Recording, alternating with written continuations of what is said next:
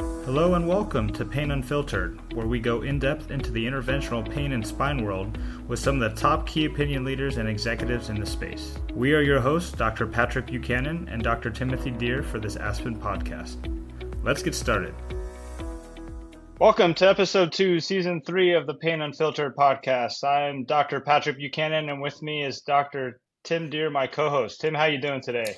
Patrick, I'm doing amazingly well. So it's great to be here with you and to have such a great discussion today. Thanks, Tim. Yeah, we're excited to announce our first sponsor of season 3, Salute Medical. They were one of our sponsors from last season. They decided to step up and sponsor the podcast. So we're really grateful to have them. We had a great episode and conversation last year with Dr. Jason Pope and Jonathan Gorey. So they're definitely one of the leaders in the industry when it comes to research and education for spinal cord stimulation. What are your thoughts on that, Tim? No, I think it matches this podcast well. It's about innovation. It's about data. It's about evidence, and I think the closed loop technology and now having automated artificial intelligence programming is a first in the field. So I do think that it's a very good collaboration with Salute. We appreciate them, and certainly I think we're here to try to build knowledge about many events, and without some sponsorship, it's very difficult to do. So we greatly appreciate Jim Sherman and Mike Mathias and the whole team over there at Salute. Yeah, Tim, as you mentioned, we try to treat a whole variety of patients and syndromes, and today. As Aspen was founded on with collaboration from different specialties coming together to treat some of the most challenging patients. We have our annual meeting coming up in a couple of months where we're all going to convene and talk about some of these difficult and challenging patients in Miami in July. But I think a lot of us as interventionalists can find it challenging to treat some of these patients with hypermobility issues, fibromyalgia coming into our office. So today we have a guest who specializes in treating all of these conditions. Dr. Linda Bluestein is a leading expert in hypermobility disorders and founder of the Hypermobility MD. She also leads Bendy Bodies, a global coaching practice supporting individuals with hypermobility, as well as hosts the highly successful podcast Bendy Bodies with the Hypermobility MD. She also developed the first online EDS continuing medical education program and is an international speaker on pain, hypermobility, and dance medicine. So with all that, we'd like to introduce Dr. Linda Bluestein. Thanks for coming on. Thank you so much for having me. Yeah, our pleasure. So why don't you just discuss a little bit of your background, any conflicts of interest, and how you kind of got into the hypermobility space? Sure. So I don't have any conflicts of interest. I did start out as an anesthesiologist, and I practiced in the OR for over 20 years. And my own health problems caught up to me more and more. It turns out I had a Tarlov cyst. So as I was investigating the causes of my sciatica and my leg pain, back pain, it turned out that I ended up having a selective nerve root block for that. And so I had my first major experience with being a patient in the pain clinic, which was hard. It was really hard. I did not anticipate that, being my life kind of at that point, because I thought it was still super young and super healthy and was not part of my plan. But it was fascinating because the selective nerve root block took away my pain 100%. So I got up off the table after they did the procedure and literally broke into tears because it was the first time after a couple of years that I did not have any pain at all. So that's when it was decided that perhaps that Tarlov cyst was causing the problems and that I should pursue avenues for surgery. And I did ultimately have the surgery. I was able to get back to the OR. I worked doing locum tenens for another 4 or 5 years. And then I got a big cyst inside my lunate, and I had bone grafting surgery for that and ended up with CRPS. And along the way, discovered that I had EDS and that was an explanation for many, many health problems that I had had. That's really, I think, a great introduction to this podcast to learn about your experience that led you where you are today. And so we have a lot of patients that we get asked about this syndrome, and certain physicians will diagnose it, the EDS, and some are abnormalities, and then they'll go see another physician who has never heard of it, doesn't believe in it, and so the patient gets very confused. Mm-hmm. So just for our physicians that do a lot of interventions, when they get someone who has that diagnosis, what are the ways we can really help ease the patient's concerns and make sure that they're on the right path for what actually is the problem? How do we get there? Yeah, so you're right. The diagnosis is definitely not straightforward. The most common type of Ehlers-Danlos, the hypermobile type, is a clinical diagnosis. So, we can't diagnose that based on genetic testing. So there's a whole set of criteria that we go through in order to determine, do they have the three core features: joint hypermobility, skin changes, so like stretchy skin, do they have the soft velvety skin, do they have atrophic scarring, things like that. And then the third thing being weak tissues, so pelvic organ prolapse, ventral hernias, things like that. So we look for those three core features, and then there's like a checklist of criteria that was developed that we can look at. But in terms of how interventional pain doctors can support these patients, there are quite a lot of ways, actually. There are diagnostic blocks that are really, really helpful. So, like, for example, with my Tarlov cyst, that was a really, really pivotal thing for me to have that diagnostic block. And there are also diagnostic blocks that can be done for compression syndromes. So whether it's a Hyler block to evaluate for Nutcracker syndrome, or doing something like a celiac ganglion block to evaluate for median arcuate ligament syndrome, these are compression syndromes that patients with weaker connective tissue, they're at risk for. And in particular, doing those diagnostic blocks can be life-changing because it can really help distill what's going on. That's great. A lot of this is news to us as interventionologists, interventionalists. Sorry about that. But what about all the other procedures that we do in terms of, something as simple as an epidural to some of the minimally invasive surgeries? What do we have to be aware with when we're treating some of these hypermobility patients? So I'd say one of the bigger things is, some people do have more bleeding and bruising. Now, if I was doing an epidural on somebody with hypermobile EDS, I might just ask, they don't bleed and bleed and bleed, and I wouldn't be suspecting vascular EDS. But otherwise, I think that's one of the bigger concerns is, are they going to coagulate, pretty normally or normally enough that they're not at risk for an epidural hematoma. And then I guess the other thing that's really important is local anesthetic resistance. People who have hypermobile EDS and hypermobility spectrum disorders, which hypermobility spectrum disorders is basically you have symptomatic joint hypermobility, which is actually quite common, but you don't meet the criteria for hypermobile EDS or have another condition to explain your symptoms. It's kind of like the irritable bowel for the, for these conditions is hypermobility spectrum disorders. So if someone has either hypermobile EDS or HSD, we know statistically that they are much more likely to have local anesthetic resistance.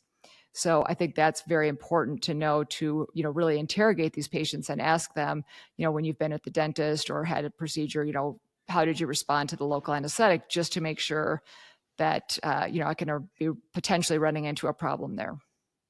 I had a few patients recently that were sent to me for spinal cord stimulation who had had back surgery in their 20s and had failed. And they may have failed because of multiple reasons, but we went through and did the simulation systems, and both young women have done very well. One went on to graduate school. One is able to go and have a pretty normal life with a marriage and a pregnancy. So I think I was kind of fortunate because even though they held those diagnoses, they didn't have a whole lot of other pain in their body, right? They didn't have a whole lot of other joint pain. They really were focused on the spine issues. How do we handle, in your opinion, because again, Patrick and I are wanting to learn, and everyone listening to this, we don't really know how maybe to deal with this. So if someone comes in with a primary issue, let's say, for example, they've had anterior cervical fusion and they have arm pain. So they're sent to you for whatever it may be, cervical epidural, cervical stimulation, but they hurt all over their whole body, and all their joints hurt. Should we focus on the primary, in your opinion, should we focus on the primary reason that their life is limited, like that cervical radiculopathy, or are they better off with maybe a non-interventional therapy? Well, what do you recommend? So, so many of these patients have central sensitization and nociplastic pain. But if you can do something to remove one of those big, nociceptive triggers for the central sensitization, then potentially they can improve quite significantly. And I think the biggest thing is probably really setting the patient up for good expectations. So really explaining to them, because they might not really realize that, here's a block that I can potentially do, a procedure I can potentially do. And the goal is to really help with this cervical radiculopathy.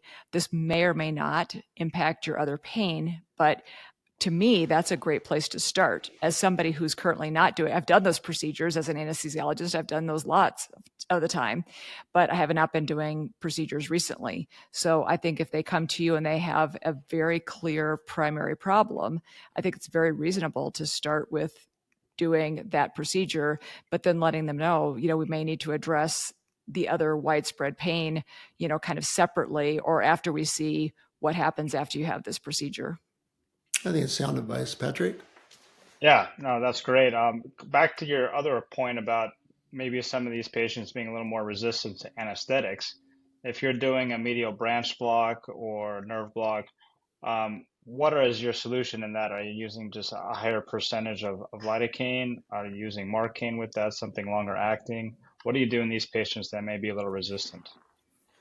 So from what I have read from the studies, and unfortunately, I think most of the studies, have to do with, just anesthetizing the skin and not, doing the blocks that you're talking about. But, I would think it would translate. Lidocaine tends to be less effective than mepivacaine. So I think, perhaps having some different options available. I know mepivacaine is more expensive, but I think that's probably, important. And also considering, right, do I need to use perhaps, a larger amount than I normally would, and really make sure also that I will allow a longer onset time, because I think in some cases they do eventually get there, but you just need to allow more time. For my podcast, I interviewed an oral surgeon, and she encounters this all the time. And she does a lot of treating of patients with these connective tissue disorders. And so she said she really gets into their history, quite extensively. And she said usually she can get people anesthetized, but sometimes it just takes, redosing and or, waiting longer. It's funny how many physicians use local in the skin and then make their incision or whatever they're going to do really way too quickly anyway. So I Right. think that's a good reminder. So if you're in a town like Long Beach, California, or somewhere in LA, you may have, experts like yourself in Colorado. But if you're in a town like most of us are in the country, right? So, and we have international listeners. So let's say you're in West Virginia. We have really great neurosurgeons here. We think we do a very good job interventional spine work. But we don't have anyone who's a specialist in these disorders. So when we see a patient like this, the diagnosis has been made by someone, often a rheumatologist, but the rheumatologists usually aren't really that informed about the condition, in my experience. So what do you recommend? Who takes care of these folks in most medium-sized towns in the country? Is it rheumatology? Is it neurology? Where should they go? Yeah, that's a hard one because the connective tissue, of course, is diffusely throughout the body. So symptoms occur in literally every system of the body, very often. So you're right. Sometimes it's rheumatologists that make the diagnosis, but, their focus isn't necessarily on these types of conditions for a lot of them. So a home for these patients is actually very, very challenging. I think physical medicine and rehabilitation is a great home. I think sports medicine can be a great home. Neurology, not as much. Unfortunately, a lot of people think, oh, I need to get to genetics to get the diagnosis, which is not, you guys know, right? You don't have to be a geneticist to diagnose these conditions for sure. And geneticists are not usually very involved on the treatment side of things. So. Oh, that's great information. Tim mentioned, a lot of these patients pop up in our clinic. Do you feel like these hypermobility joint issues are overdiagnosed, underdiagnosed? Which populations are most at risk for this? I'm smiling because I now think that it's simultaneously under and overdiagnosed. I think that there's no question that there's a ton of people out there who have these conditions. They are suffering, and they're somewhere on that spectrum of HSD, hypermobile EDS. Exactly which it doesn't really matter at the end of the day because we're going to treat their symptoms. We don't have any other way to treat them really. So whether they have HSD or hypermobile EDS at the end of the day doesn't matter. But it's really, really frustrating because there's also, it's kind of a little bit like the Wild West. There's clinics now that are throwing the name hypermobility. They're throwing the name EDS on their clinic because they know that this is a hot topic. And I see notes all the time from other clinics. I had a patient who flew out to see me from the East Coast recently. She had been seen at a clinic that, was actually called an EDS and fibromyalgia clinic. And in the note, I was reading the note very carefully before I saw her, and they didn't offer her any treatment, but they didn't even actually put in the note a diagnosis. So at the end of the note for the assessment and plan, they said EDS/HSD evaluation performed, but they didn't say what did they decide her diagnosis was. And she didn't really know either. And she was actually a nurse. So, she was really disappointed that she wasn't offered more in terms of a detailed evaluation. She said all they did was a Beighton score, which is just one small piece of the puzzle. And they did not really look at her skin or do any other parts of a physical exam. And not only that, they did not offer her any treatment. So I feel like we really have a long ways to go. And that's why I'm so passionate about my podcast, Bendy Bodies, because we really, really need more physicians aware of these conditions, able to properly evaluate patients and direct them to resources. I mean, you don't have to become an expert in these conditions, but it's really ideal if you at least know where to refer them to. I have a three-part question, and because they all came to me as you were talking. So one is, what's the role of nutraceuticals? Is there a role of nutraceuticals in these people? Or are they deficient in certain vitamins? Are they more improved if they can, supplement with something? What's the advice there? So yes, so that's the last letter of my acronym that I use to describe my comprehensive treatment plan. So it's MENS, PMMS, and the last letter stands for supplements. So nutraceuticals can be hugely important. So whether it's normalizing someone's vitamin D level, replenishing their magnesium, I often prescribe vitamin C, sustained release, especially because it's of course, a water soluble vitamin. It's also more common for people with these conditions to have methylation variants, like MTHFR variants. We don't know if that is or isn't related, but taking a methylated B complex does help some people. So yes, I totally agree that that's an area that can be really, really beneficial. And part two is, if we suspect this, we want to do a genetic test, what do we order? So I usually order the connective tissue panel rather than just the Ehlers-Danlos panel. And I've used a variety of different companies for that. So you do like lupus, rheumatoid, EDS, all those at one time? So the connective tissue panel, I believe, has something like 99 genes in it, and so it includes the known genes, the known genetic causes of the other 13 types of EDS. It includes things for Marfan syndrome, Lewy Dietz, Stickler's, all of those hereditary disorders of connective tissue. And does insurance cover that usually, or would the patient have to pay for that? I believe that most of the time I've had patients be able to get insurance coverage for that. Okay. Sometimes I do whole genome or whole exome sequencing, and usually they have to pay that out of pocket. But for the connective tissue panel, that's usually covered. And here's my third question. Patrick, I don't want to take too many questions. I'll get back to you after this one. Is there a website patients can go to that helps do a screening to see if they may have this problem? Is there like like something that our physicians could point them to? If so, we could put that in the notes of the podcast where you could say to the patient, I'm not an expert on EDS. I don't know much about hypermobility. Here's a website you can go to answer some questions and find out if you may have this. Sure. So I have lots of resources on my website, including, documents that people can work through in order to determine if the person meets clinical criteria for hypermobile EDS or not. And the website that I use for the Bendy Bodies podcast is bendybodiespodcast.com, or bendybodies.org directs you to the same place. And also hypermobilitymd.com. I have a lot of resources there as well. There's multiple nonprofit organizations that have fantastic resources. The Ehlers-Danlos Society is one of those organizations. So definitely going there and looking at those resources is really great. Also, Ehlers-Danlos UK is another fantastic organization. Great. Patrick? That's great. You mentioned in part of your treatment the nutraceuticals, and you gave that amazing acronym that I forgot probably the last 5 letters of that. But could you go through that algorithm, talking about are these do you go to physical therapy first, medications? How do you kind of go through that algorithm if you're seeing this patient for the first time with hypermobility or any of these issues? Sure. The algorithm is or stands for, or the acronym I should say, is MENS PMMS. So that stands for movement, education, nutrition, sleep, psychosocial modalities, medications, and supplements. So starting with the movement piece, yes, physical therapy, occupational therapy, Pilates, getting them move with better kinetic patterns, because so often people have joint instability and they might have core weakness. They might be weak in their deep stabilizing muscles, so they have all this joint instability that's feeding all these nociceptive input into their nervous system. So if we can improve the stability of their joints and reduce the soft tissue injuries, that could be hugely beneficial. The E for education is focused on like the pain processing type of education. I feel like it's really important for patients to understand.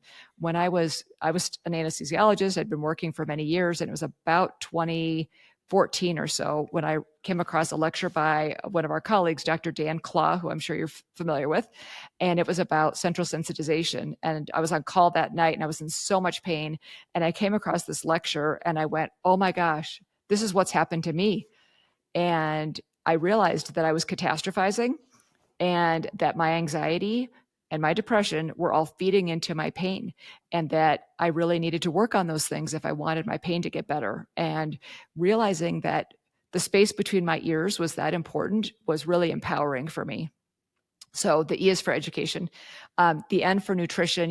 Everything that we eat can increase or decrease the amount of inflammation in our bodies. So it's really, really important to know about various different foods. And we have not even touched yet on mast cell activation syndrome, which is something that very commonly occurs in people with EDS.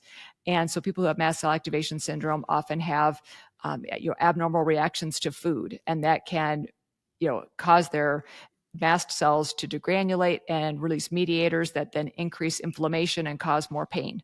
So it's really important for us to be thinking about what are the foods that we're eating, and how can those be either helping us by making stronger tissues and causing less problems with our mast cells, or some things that are making that worse. Sleep, even people who are thin, young females can be at risk for sleep apnea. So something that a lot of people don't think of is connective tissue disorders and the tissue in the airway. So I screen a lot of people for sleep apnea, even though they don't fit the normal profile, of a gentleman who's in his 60s or something that's kind of stockier. So we want to be thinking about that. The P for psychosocial, just a reminder that we need to support people with, counseling, therapists. They need to have supportive people around them and things like that. And then the next M is for modalities. So whether it's, something that you guys might be doing in your integrative something that you guys might be doing in your interventional type practices, or if they might be doing something like virtual reality or acupuncture or acupressure, those kind of things can be very, very helpful. And the next M stands for medications. So I prescribe low dose naltrexone a lot. I also prescribe cromolyn, which is an excellent mast cell stabilizer. And ketotifen is an antihistamine that can be very helpful. I prescribe a whole bunch of other medications, pregabalin and tricyclics and things like that when it seems appropriate. And then the last letter, the S, stands for supplements, which we already covered. Wow, that's great. Definitely have to take notes on all those treatment Yeah. algorithms for that. Um, is there any role in regenerative medicine in these patient populations? So I believe that whether you're talking about prolotherapy, PRP, or bone marrow concentrate, I definitely think that these patients are excellent candidates for those less invasive procedures. A lot of times people get referred for surgery, and it turns out that something less invasive would have been a better option for them. So prolotherapy can definitely be helpful to strengthen tissues and cause that injury to try to reheal itself. So I think that that's a really great option for a lot of patients, depending on the problem and what's going on with them.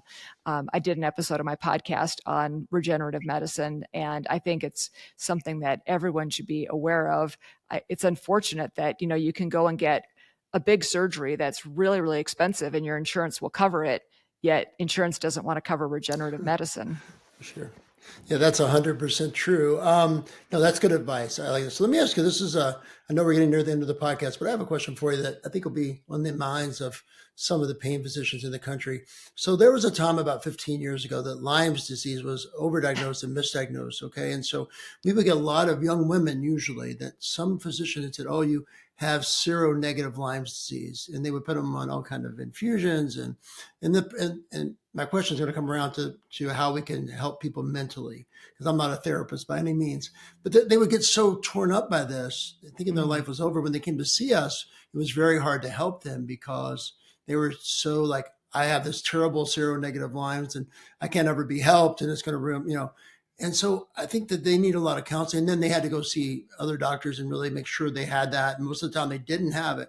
Here we see people that are often young women in my practice who've been diagnosed and a lot of times the diagnosis is correct, but then they got no counseling after the diagnosis. So they don't know what to expect. So they go online and they read things online, some of which is petrifying. I think you'd agree. And some of which is helpful, right? Right. So how would you counsel the interventional doctors in the country who went through something like that probably was mostly not real to something like this that's real in most cases? How do they kind of go through and pick that out and counsel the patient when they tell them that someone else is concerned about this? Yeah, I love that question. So I use myself as an example all the time. In fact, in the beginning, I didn't really talk about my own story very much, but then I had some people tell me that it was really, really helpful because I was doing so much less well back when I had the Tarlov cyst, when I had the CRPS. I mean, I was miserable. I mean, I was talking about my pain like 24/7.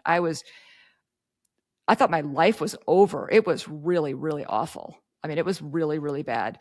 And I'm sitting here now with a really good quality of life. I can be quite physically active. Am I running marathons? No, but I'm also going to be 60 in a couple of weeks. So I think that's okay, So I think there's a lot of examples in my practice of people who are doing much better now, even though they are, quite a few years older. So I'm doing way better now than I was over a decade ago. And there's a lot of patient examples like that. At the same time, I think it's important to support people and let them know it's okay to grieve, the life that you thought you were going to have. And now you have this different path that you're, needing to take. We all have losses as we go through life, but I think, so much of us don't think we should have to deal with these things. So I think it's important to support them and to let them know that you believe them, because that's a huge thing right there. Just letting them know that you believe them is hugely, relieving of the anxiety and stress. So many people have had a lot of medical trauma because they've gone to doctors and they want the doctor to validate their experience, which I often tell them, you don't need the doctor to tell you that you're in pain. You know that you're in pain. Nobody else can measure it. It's what you say it is. It's your experience. But at the same time, they expect that when they go to see an expert, like the people listening to this podcast. So I think if you say, I know that these conditions are painful and I believe you and I'm going to help you. And here's some resources that you can look to for some guidance. And I know that there's some things that people have found to be successful. My biggest frustration is this whole, mentality that there's nothing that you can do because there's no quote cure. How many things do we actually have a cure for in medicine? So the fact that there's no cure doesn't mean that there's not lots of things that we can do to improve quality of life. Great thoughts. I appreciate Yeah, Linda, that. I think that's a fantastic point in terms of, the patient mindset is huge, and validating them and, getting them through this journey and opening them up to the different information and treatment options we have for them, it makes a huge difference, not only in, EDS, but also in chronic pain in general, as Tim and you know as well. So I'll wrap it up with this last question, and then we'll have our closing thoughts. So how can Aspen, our society of interventionalists and surgeons and anesthesiologists, physical medicine rehab, how can we help, spread awareness and help treat these patients as a society? I love that you're asking that question. I would say that, when I look at different conferences, I often will go in and put in the search bar Ehlers-Danlos or hypermobility, and usually it comes up with no results. nothing. So first of all, you're helping tremendously by having me on the show, which I really, really, truly appreciate. And, I think for future conferences, I think if you would consider having lectures on this topic, and I would certainly love to come and speak on this topic because, these people are in your clinic. Guaranteed they are in your clinic. Joint hypermobility is very common. Symptomatic joint hypermobility is very common. The hypermobile type of EDS is not rare. So these people are coming into the clinics. They have a lot of pain, and you can really help them by having some knowledge about these conditions and what to do. Well, that's great. Thank you so much for joining us. We'll definitely take you up on that offer, Tim. We got to get her to the next meeting in Miami, or even the international meeting in London. We have a couple of options for that, but we'll just wrap this up. Tim, with your final thoughts. Well, I think, most of the time our guests talk about something that, Patrick, you and I know intimately well. It may be a SI fusion or a spinal cord stimulator or a intradiscal nucleus pulposus allograft, or BVN. So we've usually done those procedures ourselves, and we've been involved in research and development of things. And our listeners love those podcasts, and we hear great feedback.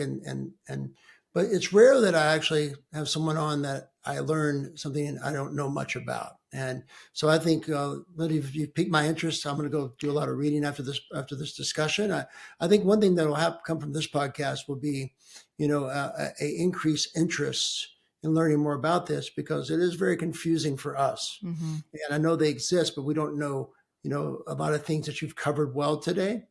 And I think that, I'm going to make that resource on your website available to my patients when they come in that think they may be concerned about having some of these conditions. And that way they can do some self-screening, and we can try to get them some help. So I think the awareness raised here is unique compared to what we normally talk about. I like those other procedures a lot, and I think they're great for patients, but this is something else that's very important. So thank you for coming on, and we'll give you the final thought of the podcast.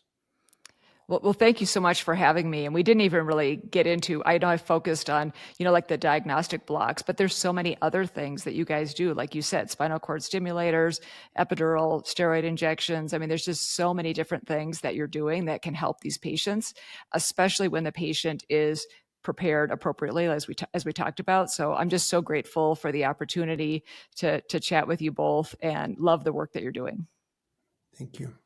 Yeah, I just want to echo, Linda, what Tim was saying is, we're always learning as physicians as we go, no matter what stage of career we're in. Yeah. And the more we learn, the more we can help different sets of patients and different kind of patients, different issues. I think the better we are as physicians and as a society. So thank you so much for teaching us and spreading the word about these, syndromes that we as interventionalists don't have as much experience about. So just real last shout out to any socials or podcasts you want to plug, and where they can find you before we wrap up. Sure. I'm on most social platforms at Hypermobility MD, and my websites are hypermobilitymd.com and also bendybodiespodcast.com. Great. And we'll post that in the notes as well. But thank you again so much for joining us, Linda. And this wraps up episode 2, season 3 of the Pain Unfiltered podcast. Thanks for joining us.